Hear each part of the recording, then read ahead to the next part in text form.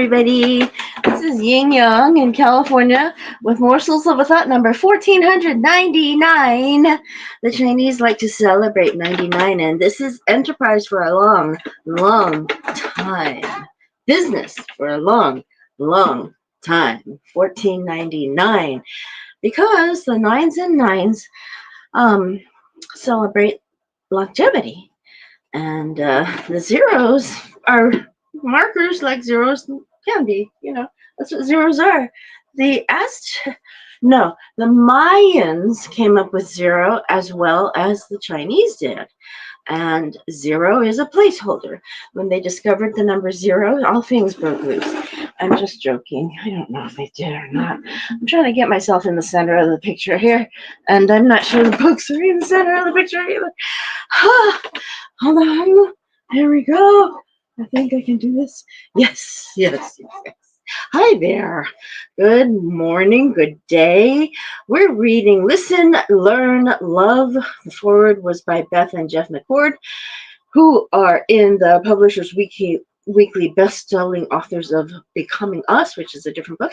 This book is Listen, Learn, Love: How to Dramatically Improve Your Relationships in 90 Days or Less, by Susie Albert Miller. Yay! She's a great person, by the way.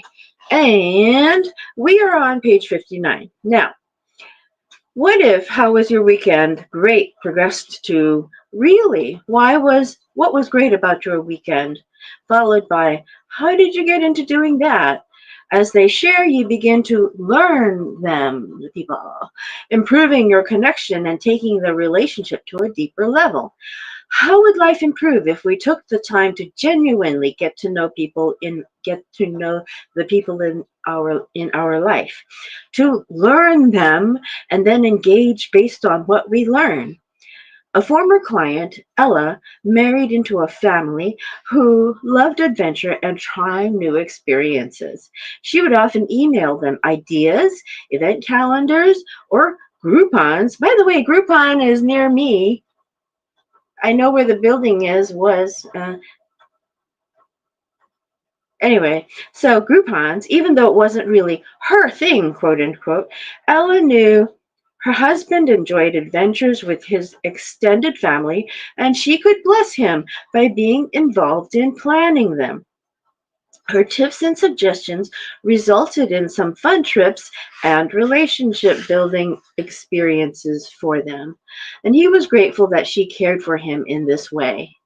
Taking time to learn the people in our lives, both personal and professional, can be fun. It opens doors to connections in new ways and will improve relationships, because when people feel seen, known, and heard, they tend to let their guards down and are open to a deeper connection. Okay, there's something not to do. Not to do what Mary did at the secret knock, which was to talk to the crowd and give credit to a man who was standing 8 feet from her, whose first name, she forgot. Mr. Kim, I said. Don't do that. If you are going to speak to a crowd, make sure you remember your material first. Jeez. Tips to practice skill number 2. Learn them. Skill number 2. Learn them. Doesn't have to be complicated. However, it does require being intentional and taking time to investigate and remember what you learn.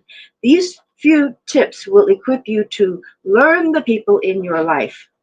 Love banks. Now, I wouldn't have, but I had to remember his name. Love banks. Tip number 1. Learn their love languages. This is about relationships. The 5 Love Languages is an excellent book by Gary Chapman and the foundation for this tip. The book teaches 5 different ways we give and receive love. This is where we stopped last week. Susie Albert Miller. I use this concept with all of my clients and have seen incredible and rapid results. Personal and professional relationships grow and thrive when we learn to express our love and care for others in their specific love language, as well as teach others our love language. According to Chapman, the 5 love languages are gifts, words of affirmation, acts of service, quality time, and physical touch. I highly recommend this book, the one by Chapman. Gary Chapman's book is titled The 5 Love Languages. She says, I highly recommend this book. Simply put, buy it, read it, use it. In the meantime, here are the ways I teach these love languages to my clients. Gifts. Small tokens of affection, cards, flowers, notes, anything that says, I was thinking about you and made this, picked this, or bought this for you. Words of affirmation. Words spoken or written, often that affirm, praise, and offer encouragement. Acts of service. Caring, helpful or kind acts done on behalf of another. Quality time. Chunks of uninterrupted time while being fully present and engaged. No smartphones or multitasking. Physical touch. This is not the same as liking sex. Love to hold hands, sit close is touchy-feely. Loves to hold hands, sit close is touchy-feely. So you just like tap them on the elbow or arm or tap them on the shoulder or, a little bit. I want to say that acts of service, I like how she says kind acts done on behalf of another. It's not necessarily toward the person you're having the relationship with. It could be like you help their son get into a university or some, you help somebody that they love as well. So on behalf of another can include that is what I'm thinking. Do you see yourself in any of these? Pause and think about a time you expressed love, care, or appreciation to your spouse, family, or friends. What action did you take? Did you buy flowers or a treat, pick up their dry cleaning, or do another kindness, give them a back rub, spend a chunk of time focused on them, and do an activity of their choice, or share your appreciation in words? Once you have an answer, go back and see what category it fits into. My guess is you just identified your love language. Make a note of your top 2 love languages. We tend to show our love for others in our specific love language. This makes us feel great, but we miss the fact that people in our relationships probably have a different love language. Learning them means discovering and using a specific way a loved one, friend, or colleague gives and receives love. Think of using a person's love language as putting money in the bank or making a deposit in their relationship account, quote, end quote, love banks, relationship account. When this account is full rather than empty, there is a lot more grace and understanding. When you have to make unexpected withdrawals, also known as disappointments, hurts, misunderstandings, tension, and tough times in a relationship. I'm going to have to ask that man his first name again. Holy. But you know what I'll say is, remind me your first name. I. Not looking forward to that part. But the tricky part is we are far more skilled in showing love, care, or appreciation in our preferred language. We often assume our language is universal. Our love language is universal. We tend to operate on the misconception that what makes us feel loved, known, and cared for will do the same for others. However, it is more effective to learn and use a person's unique love language to express our care or appreciation. Doing so positively impacts the relationship. There's a quote by Gary Chapman. We cannot rely on our native tongue if our spouse does not understand it. If we want them to understand, if we want them to feel the love we are trying to communicate, we must express it in their primary love language. I am a words girl, she says, words with quotes. Encouragement, affirmation, appreciation, and praise made me feel loved, and fill my love bank. So, my family is rich in love shown through words. I tell my husband John, I love you, you're terrific, you're handsome, and foolishly think it fills his love bank. But John's love language is acts of service. He shows love through kindnesses and caretaking acts. I rarely worry about the nitty gritty tasks, car inspections, smoke detector batteries, or keeping the printers stocked with ink. Additionally, he will stop at the grocery store and pick up the things we may be running low on without my asking. John takes care of me and our family. He is also the financial wizard in the family and CFO of my business. However, John is not a man of words. It's a running joke in our home when I will say, I love you. You are so amazing. And he replies, thanks, but can you put the receipts from your last business trip on my desk so I can finish your financial accounts? Acts of service, not words, would communicate my love to John. Through the years, I learned to do meaningful little things for him, as well as put the receipts on his desk before he asks. And John remembers to say words of encouragement, praise, and affirmation to me. Early in our marriage, this was not the case. Consequently, our love tanks were often running low, and so were our patience and grace for each other.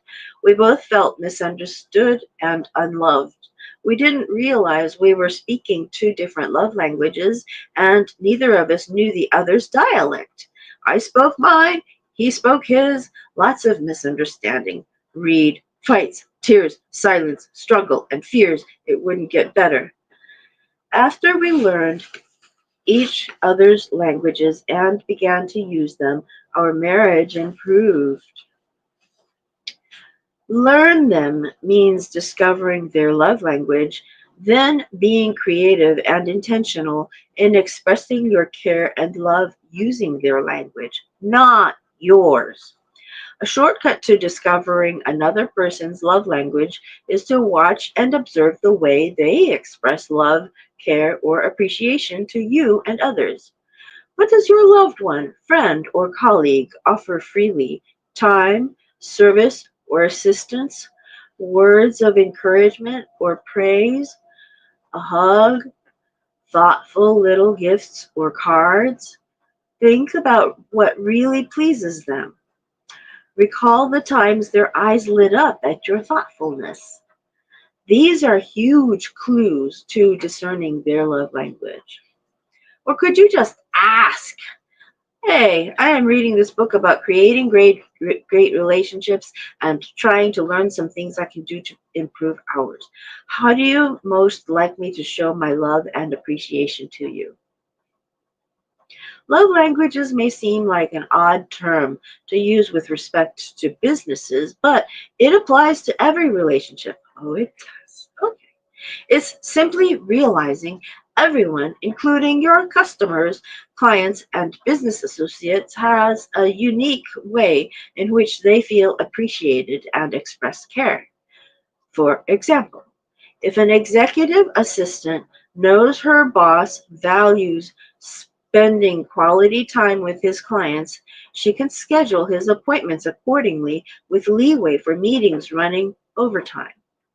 One entrepreneur I coached sends thank you gifts to his clients and colleagues whose love language is gifts, but takes the time to call and speak affirmations and encouragement to those whose love language is words of affirmation.